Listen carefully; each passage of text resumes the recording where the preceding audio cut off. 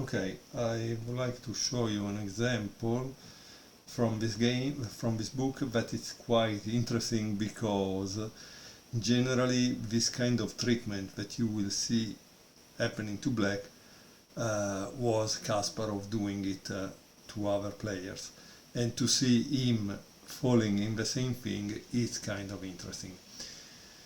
Of course, it can be that maybe it was the opening novelty or something. I don't know, honestly. So this is game 227. This is chapter 40. The attack on the uncastled king. And this is generally what Kasparov was really good. Krum Georgiev is white. Garry Kasparov black. Krum Georgiev is 2465, Garry Kasparov 2595. We are in the Malta Olympiad in 1980. Okay, it's white to move, and the author writes, obviously, white's hopes are bound up with play in the center, where the black king is caught. But he needs to play exceptionally energetically and accurately, as he has already sacrificed one piece.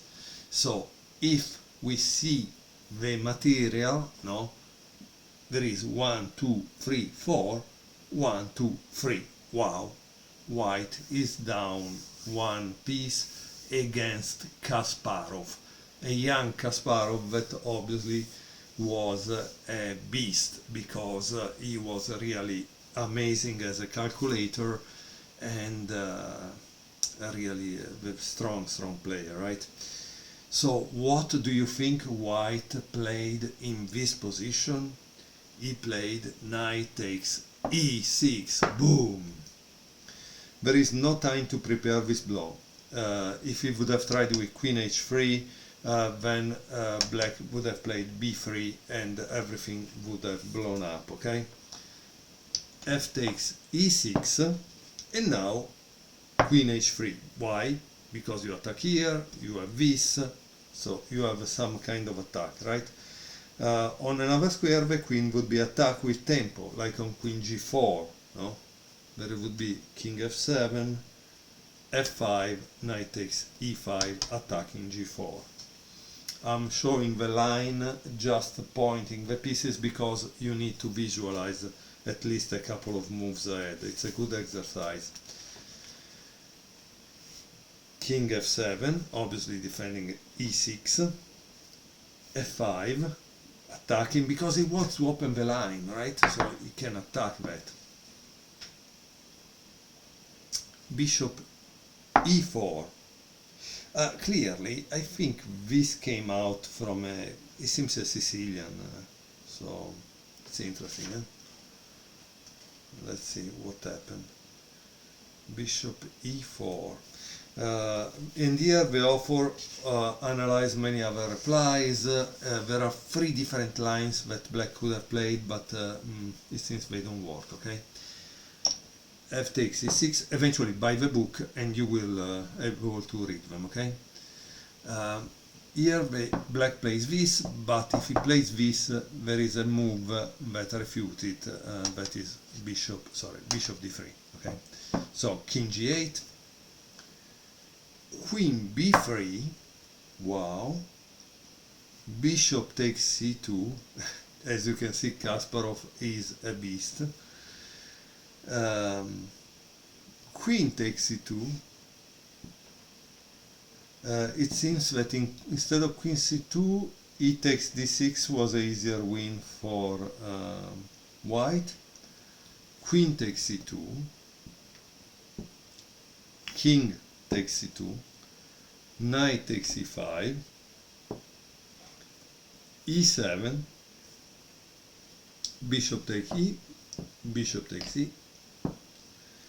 White wins material and retains much the more active pieces. The rest is easy. Notice the rest is easy, but white wins at move 63. So I don't know how easy it was, but he wins at move 63. Now, why the author says the rest is easy? Because white has the bishop pair, black has the knights. The bishop pair is kind of a beast, especially against this king that is blocking this rook inside. Yet, against Kasparov, it took another 43 moves, 42 moves to win. Now, the game is here. I will show it to you very, very fast, just for the pleasure of seeing Kasparov losing, since again, generally this is the treatment he reserved for other players, and I have seen many games Kasparov was destroying the other player because he left the king in the center, maybe just for one move too much. Knight b c6, bishop takes d6, rook a5, rook d5, rook takes b5, boom! Kasparov doesn't joke, as you can see. Rook takes b5, knight d4, check and forking, king b1, knight takes b5, but unfortunately, boom, it takes back. And so here we are, but he still has, and this is why you need to study the endgame, because at a certain point you must be able to convert a small advantage, like a pawn advantage, into a win, okay? King f7, bringing the rook into the game, rook c1, king e6, activating the king because this is the endgame, rook c5, knight d6, king c2, rook f8, bishop d4, controlling f2, rook f1, rook e5, check, king d7, bishop c5, king c6, bishop takes b4, boom, another pawn is gone. Rook f2, king c1, knight b7, bishop g5, rook g5, g6, a3, rook e2, king b1, rook f2, king a2, knight d8. Now at this point you can see that Kasparov has lost, but he still fights, he fights for real. Rook c5, and this is, I think in this book, the author mentioned also psychology is very important, because you don't give up, okay? Because maybe if you don't give up, the opponent will make a mistake. King b7, rook d5, knight c6, bishop c3, rook takes g2, rook d7, king b6, rook takes h7, king b5, king b3, rook g4, rook d7, rook h4, rook d2, rook h3, and rook g2. I think this game is really beautiful, because as you can see, we are seeing all these maneuvers by two grandmasters that are really fighting each other. So this is really, really beautiful in my opinion. Knight d4, king a2, knight f5. So as you can see, this is the reason why you buy a book like this one, because the author, that is clearly a grandmaster and a coach, is selecting games that by yourself maybe you would never see. And this is a very important. Why you would never see it? Because generally when you write a book or a game collection of a champion like Kasparov, you don't put a game that he lost. But this game is beautiful. It's really beautiful in my opinion. Bishop e5, rook e3, bishop b8, rook e6. Look how they continue to defend the pawn and don't give it up. Rook g4, knight e7, bishop g3, knight c6, e4, king c5,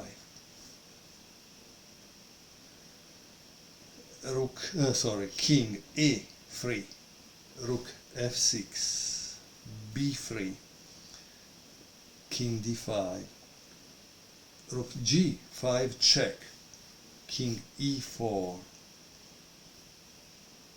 rook c5, rook e6, a5, king d3, b4, and now these pawns are becoming really a force to be reckoned with. If they reach this point, the game is over, because you need to give a rook up to stop them.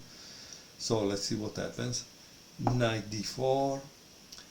Now there is a beautiful move, bishop e5, knight f3, attacking, forking both, but as you can see, white doesn't care. Bishop b2, and he doesn't take. That's interesting, huh? Why he doesn't take? Let's see, knight d2, rook c3, king e2, and king a4, and here black resign. Again, I tell you, continue to play from this point, because if you play against a computer, maybe it will not be so easy to win, and you will learn from the mistakes you make. But again, this is a beautiful game that we find in this book that I hope you will enjoy, and which will give you a library of patterns and ideas that eventually will help you to evaluate other games if you watch them, or better understand chess and make you a complete player.